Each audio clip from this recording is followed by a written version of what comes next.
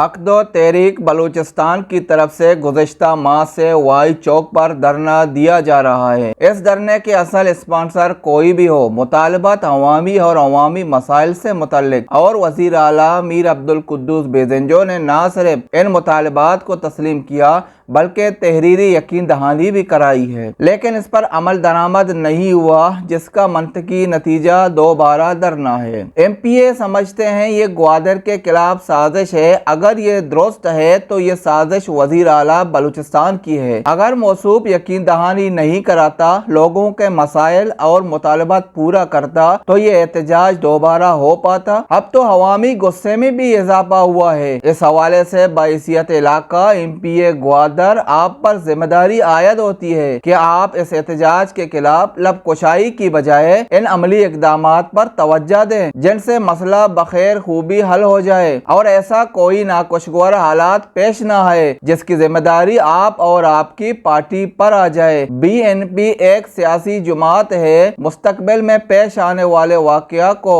عمل کے کانٹے میں ڈالنے کی بجائے خود بھی اس کی ذمہ دار ہوگی۔ حالات کی نزاکت کا خیال رکھتے ہوئے بی این پی اور میر امل کلمتی کو وزیر اعلیٰ بلوچستان اور کابینہ کو ان مطالبات کی حقیقت اور نازک حالات کی نشاندہی کرتے ہوئے انہیں دوبارہ مذاکرات کی میز پر لانا چاہیے تاکہ فریقین کے درمیان بہترین حل لایا جا سکے، اور یہ عقد و تحریک کے قائدین کی بھی ذمہ داری ہے کہ وہ معاملات کو سنجیدگی سے لیں اور لچک پیدا کریں۔